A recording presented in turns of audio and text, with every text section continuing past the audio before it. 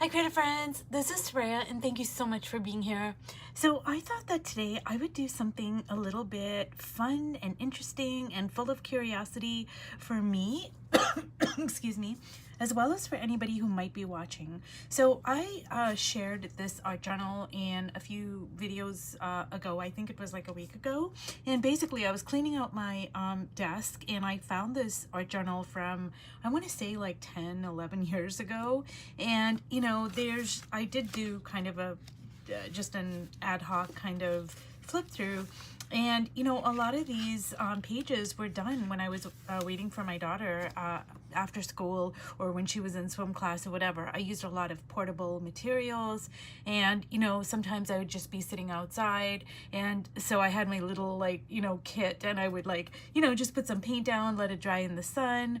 And there are a lot of things in this book that have changed that I would not necessarily you know, kind of replicate in my work today. But equally so, there are a lot of the visual language that has remained the same. And you know, I just thought it would be interesting to say, take something from a long time ago and just see, like, you know, like what comes up. So the very first thing is that this over here, I'm really liking, say, the red background.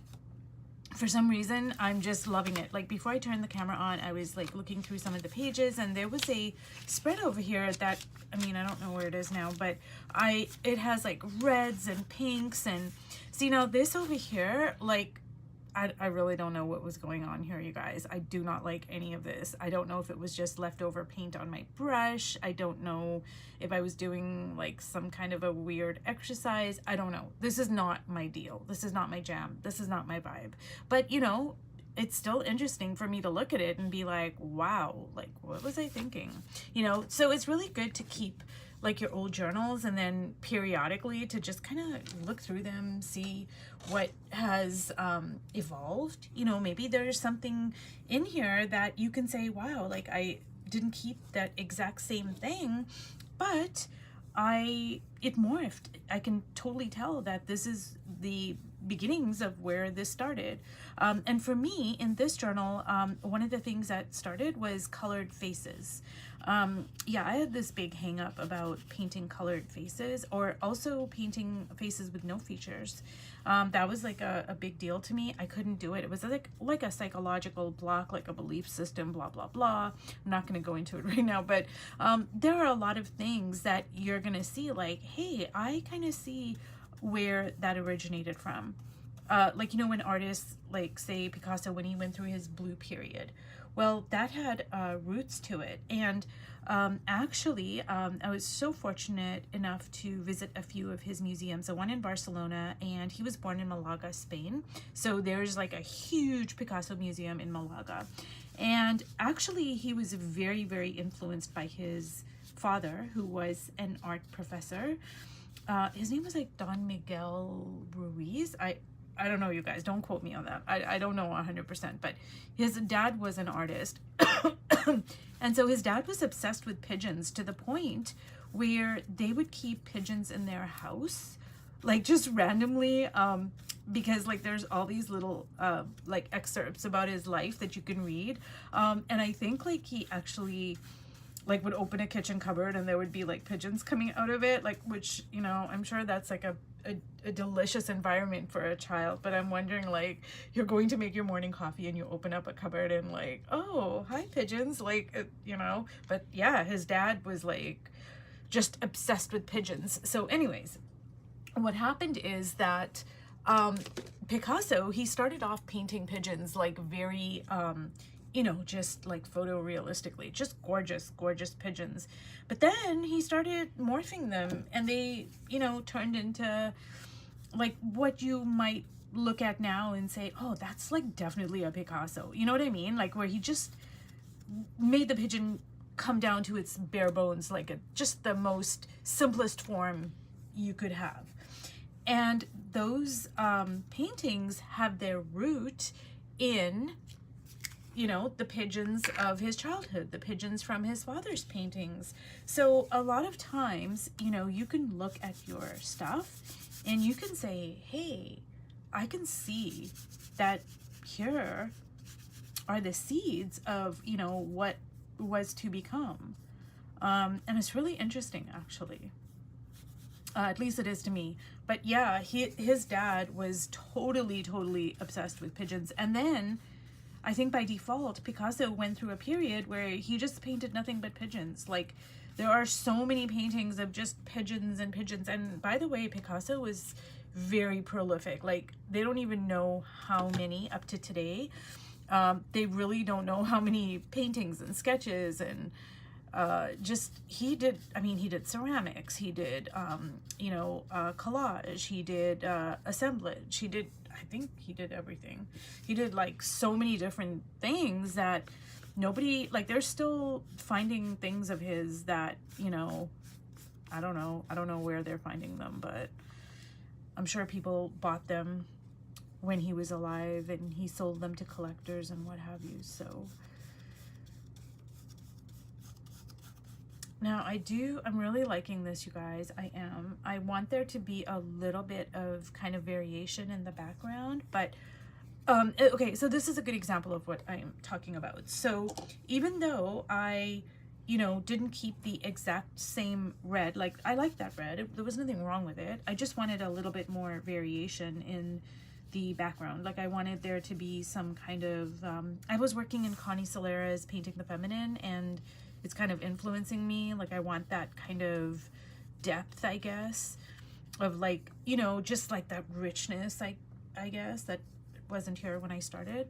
So, but I can see that the seeds of this are, oh yeah, there was a red background, you know? So that's what I mean. Like, you know, you can see the seeds of something. And go with it. So I need to buy some Cad Red Light, you guys, because I just, even though I have so many different oranges and reds and kind of Cad Red Light-ish stuff, I can't replicate the Liquitex Cad Red Light, which I really love. And it lasts forever because a little goes a long way. Now, what I want to do with the figures is I want to use some kind of, like, I don't know, I want to use like a different kind of a color scheme. Like, so I don't want to put Burnt Sienna down. I'm thinking now, what do I want to do?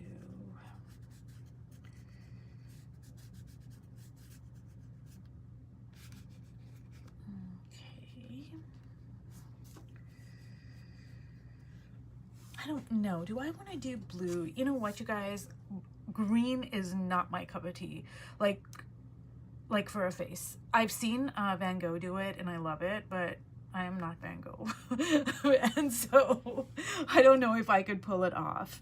And plus, green and red is like a color that it just doesn't vibe with me. But I'm wondering if I should use blue. That's like my go-to is like ultramarine, and I'm trying to really push myself out of that.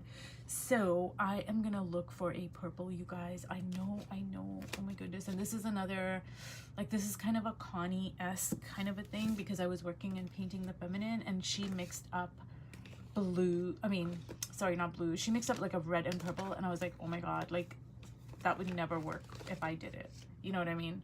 So I think I don't know, you guys, I don't know. Do I really want to add purple to this? I don't know. Purple's not my jam either. You know what? I'm gonna just try it out. Why not? Now I do like this purple. This is a very like ooh, like, look at that. That is beautiful. Okay. But that's on her clothes. That's not the figure. So ooh, now that is, oh, now look at that. That is beautiful. You know what, you guys? I might be able to kind of get away with it. What do you think? Like, yeah, I might be able to do this. Okay. All right. It's kind of, I'm getting a little bit more bolder here. And just so you know, you guys, this is just a regular journal. This is not an art journal. It's just kind of some journal I picked up somewhere. I like the words on it. There's There's like some kind of like some of the like there's blank pages, but then some of the pages have like these little designs and stuff here. And yeah, so this is, the paper is not the best, but whatever. It's just I like at the time I was using a lot of dry media too, because like I said, it was portable. and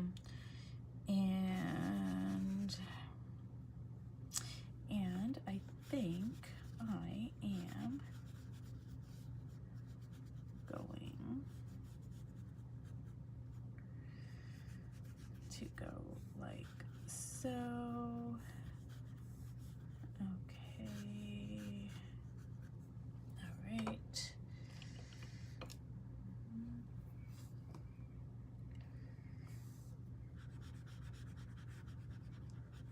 I don't know, you guys. I have no idea what I'm doing, to be quite honest with you. And I always figure, okay, if you don't know what you're doing, that's a good place to be, because you're in beginner's mind. You're in a state of an empty cup. Well, maybe not a completely empty cup, but a half empty cup, so you can, you know, fill it up. Because like if you have a full cup and you like kind of think, oh, I know everything, I know how this is going to turn out, I know that these colors go, and I know this and I know that and I know this. If you've got a full cup, then you can't really hold anything, because it's gonna spill over. You won't, like, it won't, there's no capacity for you know, putting new things in your cup if your cup is full. So it's good to be, you know, a half empty cup. And let me see here.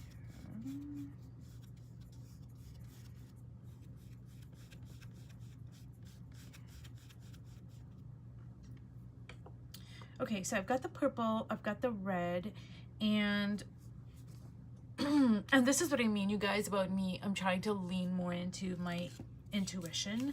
Like, I'm trying not to just be so kind of, oh, these colors don't go together and I'm gonna lay out all my colors. There's nothing wrong with that. I do that all the time. I lay out my colors and I, you know, do that as well. But sometimes I'm just like, you know what, I'm gonna like go outside my box. Like, if I always do the same things, I'm just always gonna get the same stuff, right?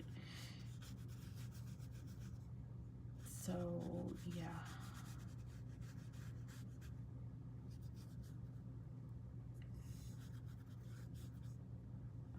Okay, so that's looking really interesting, I guess. So my daughter, I don't remember what age she was, but we went through this phase together where like everything was just like really interesting.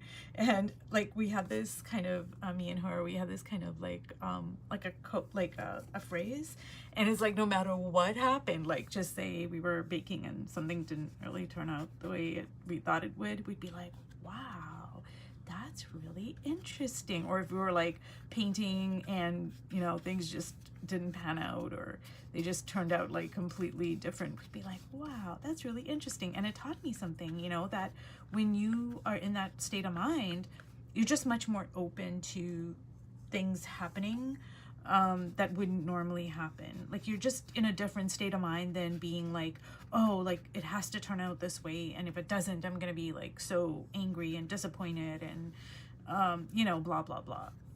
And it really was, you know, it was just like a good like a good skill that I could now apply, I guess, to my painting.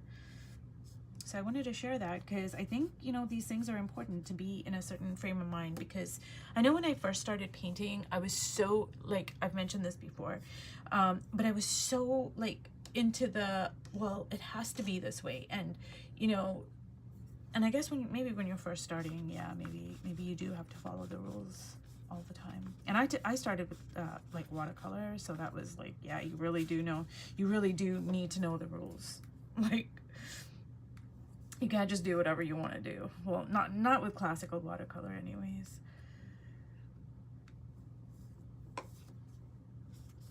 Okay, so I think I'm gonna just leave this here, you guys, and come back to it, mostly because I don't know what I want to do next. I do like the colors though. I would never think to use these colors, like never. Like, okay, first of all, the, you know, the purple and the red and kind of pink, like that to me, I'd be like, oh my god, that's garish, but I'm actually liking it, you know? So that is Connie's influence, and you know, a little bit of what was on the page.